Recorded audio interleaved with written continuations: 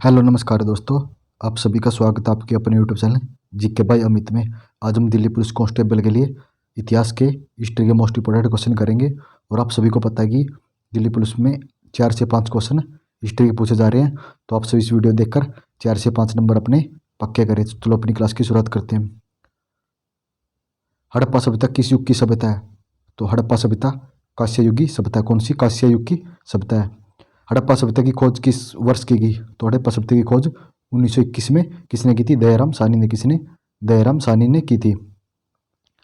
हड़प्पा निवासी किस प्रमुख धातु से अपरिचित थे? तो हड़प्पा निवासी किस प्रमुख धातु से अपरिचित थे? तो लोहा से अपरिचित थे।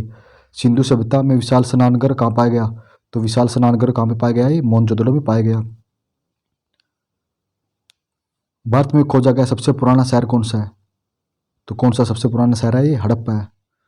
हड़प्पा सभ्यता में हल जोते गए खेत के साक्ष्य कहाँ से मिले थे? तो साक्ष्य कालीबंगा से मिले थे। कालीबंगा कहाँ पे है? ये कालीबंगा राजस्थान में। कहाँ पे? राजस्थान में। कालीबंगा स्थल राजस्थान के किस जिले में स्थित है? तो कालीबंगा राजस्थान के हनुमानगढ़ जिले में स्थित है। हड़प्पा सभ्यता का सार्वजनिक मान्यता प्राप्त काल कौन सा है? तो 2500 ईस्वी से 1700 ईस्वी पूर्व है। भारत की आर्थिक राजधानी क्या है? तो भारत की आर्थिक राजधानी मुंबई शहर है। कौन सा? मुंबई शहर है। जैन धर्म के प्राचीन आगम ग्रंथ की भाषा कौन सी थी? तो जैन धर्म के प्राचीन आगम ग्रंथ की भाषा प्राकृतिक भाषा थी। कौन सी? प्राकृत भाषा थी। किस चीनी शासक ने 1343 में मोहम्मद बिन तुगलक के दरबार में अपना राजदूत भेजा था? तो किस चीनी शासक ने भेजा था? तैमूर, तोगन तैमूर ने भेजा था। मयूर सिंहासन किसने बनवाया था? तो मयूर सिंहासन शाहजहां ने बनवाया था। शाहजहां की बेगम का नाम क्या था? तो शाहजहां की बेगम का नाम मुमताज था। मयूर सिंहासन को बनाने वाला कलाकार का नाम क्या था? तो मयूर सिंहासन को बनाने वाला कलाकार का नाम बादल खां था। क्या था? बादल खां। दिल्ली के सुल्तानों में ऐसा कौन था जिसने योग्यता के आधार पर पद देना प्रारंभ किया था? तो योग्यता के आधार पर पद मोहम्मद बिन तुगलक ने दिया था। मोहम्मद बिन तुगलक ने अपनी राजधानी कहाँ स्थानांतरित की थी? तो मोहम्मद बिन तुगलक ने अपनी राजधानी दौलताबाद में स्थानांतरित की थी। कहाँ? दौलताबाद में। मोहम्मद बिन तुगलक के दरबार में किसने 17 साल गुजारे थे? तो मोहम्मद बिन तुगलक के दरबार में 17 साल किसने गुजारे थे? तो बर्नी ने 17 साल गुजारे थे। कृषि के विकास के लिए मोहम्मद बिन तुगलक ने किस विभाग की स्थापना की थी? तो कृषि के लिए दीवाने होली की स्थापना की थी। दीवाने कोहली की स्थापना। मोहम्मद बिन तुगलक ने किसे चीन के शासक तोगन तैमूर के दरबार में अपना राजदूत बनाकर भेजा था? तो किसे भेजा था? इब्न बतूता को भेजा था। मोहम्मद बिन तुगलक को मानसिक रूप से विपक्ष किसने माना था? तो किसने माना था? ब्रिटिश सलाह इतिहासकार एलिफेंट्स ने माना था। किसने? एलिफेंट्स ने माना था। महावीर ने जैन धर्म के सिद्धांतों में कौन सा सिद्धांत जोड़ा था? तो महावीर ने कौन सा सिद्धांत जोड़ा था? ब्रह्मचर्य सिद्धांत जोड़ा था। महावीर के निर्वाण के बाद जैन संघ का अगला अध्यक्ष कौन बना? तो महावीर के निर्वाण के बाद कौन बना था? शुद्ध वर्मन बना था। खुद शुद्ध वर्मन बना था। वैदिक काल में यव किसे कहा जाता था? तो वैदिक काल में यव जो को कहा जाता था। दिलवाड़ा के प्रसिद्ध जैन मंदिर को किसने बनवाया था? जैन मंदिर को सोलंकियों ने बनवाया था। किसने? सोलंकियों ने बनवाया था। बौद्ध धर्म के प्रवर्तक गौतम बुद्ध का जन्म कब हुआ और कहाँ पे? गौतम बुद्ध का जन्म 563 ईस्वी पूर्व लुम्बिनी में हुआ था। कहाँ? 563 ईस्वी पूर्व लुम्बिनी में हुआ था। शैक्यवंश के किस राजकुमार ने एक महान धर्म की स्थापना की थी? तो किसने की थी? सिद्धार्थ ने एक महान धर्म की स्थापना की थी। आर्यों की प्रारंभिक जीवन निर्भर था। तो आर्यों का प्रारंभिक जीवन पशु चरण पर निर्भर था। चित्रित गुसर मृतबांड का संबंध किस काल से है? तो मृतबांड का संबंध वैदिक सभ्यता से है। किससे? वैदिक सभ्यता से। कनिष्ठ बौद्ध धर्म की किस शाखा का अनुयायी था जिसका प्रचार उसने मध्यम एशियाई और सुदूर पूर्व में किया था? तो कौन था वो? महायान ने। कला की मथुरा शैली में मूर्तियों का निर्माण हुआ था। तो रेड सैड स्टोन से। किससे? रेड सैड स्टोन से हुआ था। राज्यवर्धन की मृत्यु के पश्चात हर्षवर्धन सिंहासन पर आसीन हुआ। तो हर्षवर्धन कब हुआ था? 604 ईस्वी में। हर्ष महाराष्ट्र ने किस शासक को पराजित नहीं कर सका? तो हर्ष पुलकेशिन द्वितीय को पराजित नहीं कर सका। बुद्ध ने अपना प्रथम उपदेश कहाँ दिया था? तो बुद्ध ने अपना प्रथम उपदेश सारनाथ में दिया था। ऋग्वैदिक काल में आर्य लोगों का मुख्य व्यवसाय, तो ऋग्वैदिक काल में आर्यों का मुख्य व्यवसाय खेती करना था। क्या था? खेती करना। किस वेद में प्राचीन वैदिक युग की संस्कृति के बारे में सूचना दी है? तो कौन से प्राचीन वैदिक युग में संस्कृति के बारे में सूचना दी है? तो ऋग्वेद में दी है।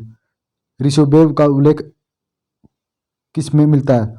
तो ऋषभदेव का उल्लेख ऋग्वेद में मिलता है।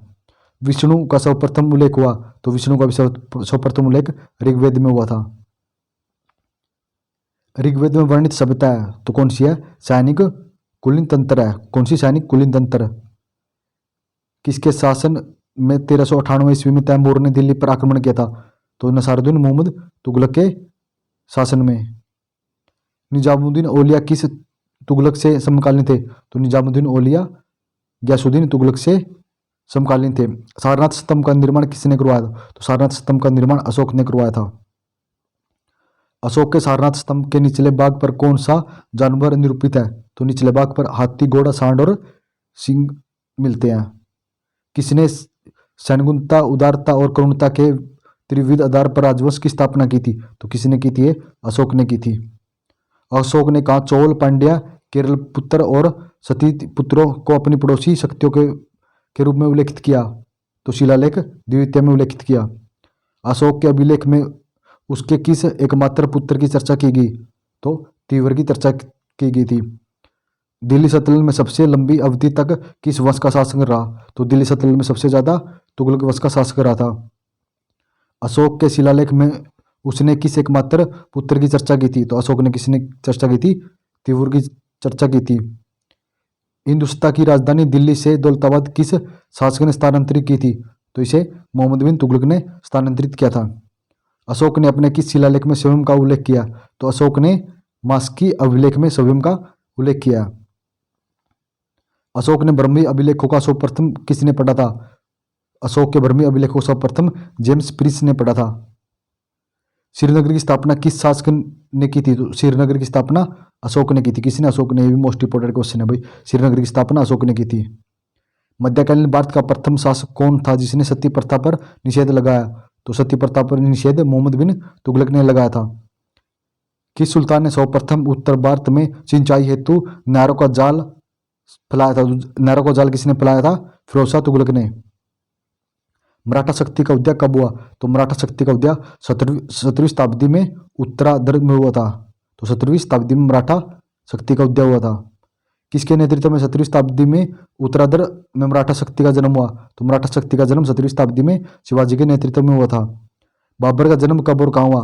तो बाबर का जन्म 24 फरवरी 1483 ईस्वी में फरगाना में हुआ था। कब हुआ था? 24 फरवरी 1483 ईस्वी में फरगाना में। ये मोस्ट इंपोर्टेंट क्वेश्चन है कि बाबर का जन्म 24 फरवरी 1483 ईस्वी में फरगाना में हुआ था। बाबर भारत का पहला आक्रमण किसके विरुद्ध हुआ? तो बाबर ने भारत में पहला आक्रमण यूसुफ जासियों के विरुद्ध किया था। यूसुफ जासियों के विरुद्ध बाबर का पहला आक्रमण था भारत में। बाबर का पहला महत्वपूर्ण आक्रमण कब माना जाता है? तो कब माना था? 1526 में। कब? पानीपत की पहली लड़ाई। पानीपत की पहली लड़ाई किसके बीच हुई? तो इब्राहिम लोधी और बाबर के बीच कब हुई थी? 1526 में। खानवा का युद्ध कब और किसके बीच हुआ? तो खानवा का युद्ध 1527 ईस्वी में राणा सांगा और बाबर के बीच हुआ था। तो खानवा का युद्ध किसके बीच हुआ था? 1527 ईस्वी में राणा सांगा और बाबर के बीच हुआ था। ये मोस्ट इंपोर्टेंट क्वेश्चन है भाई, जरूर नोट कर लेना, एक शिफ्ट में पक्का पूछा क्वेश्चन जाएगा ये। बाबर और मदीना राय के बीच युद्ध हुआ, किस नाम से जाना जाता है? तो चंदेरी का युद्ध 1528 ईस्वी में। यही पक्का पूछा जाएगा। चंदेरी का युद्ध कब हुआ था? 1528 ईस्वी में बाबर और मदीना राय के बीच हुआ था। गागरा के युद्ध में बाबर ने किसे पराजित किया था? तो गागरा के युद्ध में बाबर ने मोहम्मद लोधी या इब्राहिम लोधी के भाई को पराजित किया था। किसे? मोहम्मद लोधी, इब्राहिम लोधी के भाई को पराजित किया था। बाबर की आत्मकथा को किस के नाम से जाना जाता है? तो बाबर की आत्मकथा को तुझक ए बाबरी या बाबरनामा के नाम से जाना जाता है। ये भी मोस्ट इंपोर्टेंट क्वेश्चन है कि बाबर की आत्मकथा को बाबरनामा के नाम से जाना जाता है। किस युद्ध में बाबर ने तोपखानों का इस्तेमाल किया था? तो बाबर ने पानीपत के प्रथम युद्ध में तोपखानों का आक्रमण किया था। तो पानीपत का प्रथम युद्ध कब हुआ था? 1526 ईस्वी में। भाई पानीपत की लड़ाई से एक क्वेश्चन पक्का पूछा जाएगा, तो आप सभी ना पानीपत की तीनों लड़ाई पक्की करके जाना। पानीपत की द्वितीय युद्ध कब और किसके बीच हुआ? तो पानीपत का द्वितीय युद्ध 1526 ईस्वी में अकबर और हेमू के बीच हुआ था, किसके? अकबर और हेमू के बीच हुआ था। कब? 1526 ईस्वी में। पानीपत का द्वितीय युद्ध में किसकी जीत हुई थी? तो पानीपत के द्वितीय युद्ध में अकबर की जीत हुई थी। किसकी? अकबर की जीत हुई थी। कब हुआ था ये? 1556 ईस्वी में इसमें अकबर की जीत हुई थी। तो किसके संरक्षण में अकबर ने 1560 ईस्वी तक शासन किया था? तो अकबर ने किसके संरक्षण में 1560 ईस्वी तक शासन किया था? तो अकबर ने बैरम खां के संरक्षण में 1560 तक शासन किया था। सिंहासन पर बैठते ही अकबर ने कौन सा युद्ध लड़ा और जीता? तो सिंहासन पर बैठते अकबर ने पानीपत की दूसरी लड़ाई जीती थी। पानीपत की दूसरी लड़ाई 1526 ईस्वी में हुई थी। पानीपत की प्रथम विधि, भारत में प्रथम विधि निर्माता कौन है? तो भारत के प्रथम विधि निर्माता मनु है। कौन है? मनु। ये भी most important question number 1 seat में पक्का पूछा जा रहा है कि पानीपत के प्रथम विधि निर्माता कौन है? भारत के प्रथम विधि निर्माता मनु है। कौन? मनु। वैशेषिक दर्शन में प्रतिपादन कौन है? तो कौन है? महर्षि उल्लेखनाद है। कौन? महर्षि उल्लेखनाद। न्यायिक दर्शन के प्रतिपादन कौन है? तो न्याय दर्शन के प्रतिपादन महर्षि गौतम है। कौन है? महर्षि गौतम। ये भी मोस्ट इंपोर्टेंट क्वेश्चन है। सांख्य दर्शन के प्रतिपादन कौन है? तो ये कपिल मुनि है। और पूर्व मीमांसा दर्शन के प्रतिपादन कौन है? तो कौन है? जैमिनी है। तो ये तीनों क्वेश्चन मोस्ट इंपोर्टेंट क्वेश्चन है भाई। न्याय दर्शन के प्रतिपादन महर्षि गौतम है, और सांख्य दर्शन के कपिल मुनि है, और पूर्व मीमांसा के जैमिनी है। ये एक क्वेश्चन पक्का पूछा जाएगा इन तीनों में से भाई, जरूर नोट कर लेना इनको। कांचीपुरम के शिलान्यास मंदिर का निर्माण किसने करवाया था? तो कांचीपुरम के शिलान्यास मंदिर का निर्माण नरसिंहवर्धन द्वितीय ने करवाया था। कांचीपुरम के मुक्तेश्वर मंदिर का बैठक पेशमाल मंदिर का निर्माण किसने कराया था? तो इसने नंदीवर्मन द्वितीय ने करवाया था। राष्ट्रकूट वंश का संस्थापक कौन था? तो कौन था राष्ट्रकूट वंश का संस्थापक? दंती दुर्ग था। ये भी मोस्ट इंपोर्टेंट क्वेश्चन है। कृष्ण प्रथम, गोविंद तृतीय, अमोस्क वर्ष, कृष्ण द्वितीय, इंद्र तृतीय और कृष्ण तृतीय किस वंश के थे? तो ये राष्ट्रकूट वंश के थे। राष्ट्रकूट वंश की राजधानी कहाँ हुई थी? तो राष्ट्रकूट की राजधानी मनकिरिया मन्यखेत हुआ करती थी। राष्ट्रकूट वंश का प्रथम शासक, तो राष्ट्रकूट वंश का प्रथम शासक ध्रुव था। ये भी मोस्ट इंपोर्टेंट क्वेश्चन है कि राष्ट्रकूट वंश का प्रथम शासक ध्रुव था। किस राष्ट्रकूट शासक ने प्रत्यार वंश के शासक नाटक तृतीय द्वितीय को पराजित किया था? तो किसने किया था? गोविंद तृतीय ने। हरिक वंश का संस्थापक, तो हरिक वंश का संस्थापक बिंबिसार। कौन? बिंबिसार। राष्ट्रकूट वंश का अंतिम शासक तो कृष्ण तृतीय थे। कौन? कृष्ण तृतीय। महाराष्ट्र में स्थित एलोरा एलिफेंटा गुफाओं का निर्माण किस शासकों के शासनकाल में हुआ था? तो एलिफेंट एलोरा गुफाओं का निर्माण राष्ट्रकूट के शासन में हुआ था। कल्याणी के चालुक्य वंश की स्थापना किसने की थी? तो कल्याणी के चालुक्य वंश की स्थापना तैलप द्वितीय ने की थी। किसने? तैलप द्वितीय ने चालुक्य वंश की स्थापना की थी। तो कल्याणी के चालुक्य वंश की स्थापना तैलप द्वितीय ने की थी। वातापी के चालुक्य वंश की स्थापना किसने की थी? तो वातापी के चालुक्य वंश की स्थापना राजा जयसिंह ने की थी। वातापी के चालुक्य वंश की स्थापना किसने की थी? तो किसने की थी? राजा जयसिंह ने की थी।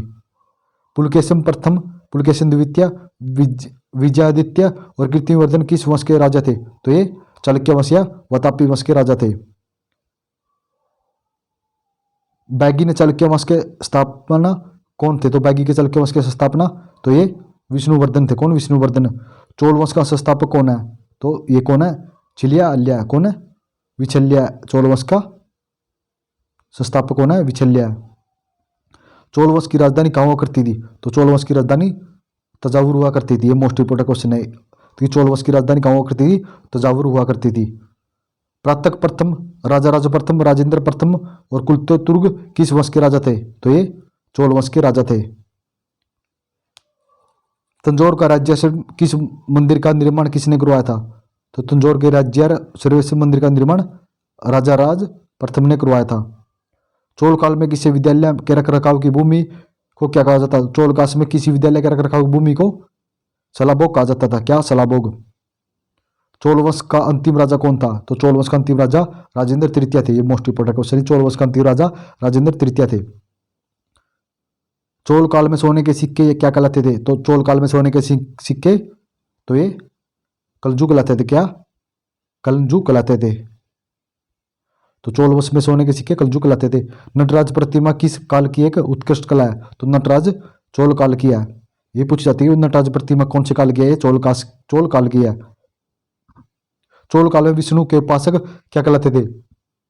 तो चोल काल में विष्णु के उपासक अलवार कहलाते थे। चोल काल में विष्णु के उपासक क्या कहलाते थे? तो चोल काल में विष्णु के उपासक नय नार कहलाते थे। सॉरी, तो चोल काल में विष्णु के उपासक तो अलवार कहलाते थे और शिव के उपासक नय नार कहलाते थे। तो विष्णु के तो अलवार और शिव के नय नार कहलाते थे। पाल वंश का संस्थापक कौन है? तो पाल वंश का संस्थापक तो कौन है? पाल वंश का संस्थापक गोपाल। कौन? गोपाल। पाल वंश की राजधानी कहाँ हुआ करती थी? तो पाल वंश की राजधानी मुंगेर हुआ करती थी। कौन सी? मुंगेर हुआ करती थी। धर्मपाल, देवपाल, नारायणपाल, महिपाल तथा न्यायपाल किस वंश के राजा थे? तो ये पाल वंश के राजा थे। तो धन्यवाद दोस्तों, आप सभी कमेंट करके बताना कि आपको ये क्वेश्चन कैसे लगे। अगर आपको अच्छे लग रहे हैं तो प्लीज़ कमेंट करके जरूर बता देना। नेक्स्ट वीडियो जल्दी अपलोड कर दी जाएगी ऐसे ऐसे क्वेश्चन जिसमें से आपके 4 से 5 क्वेश्चन कवर हो जाएंगे।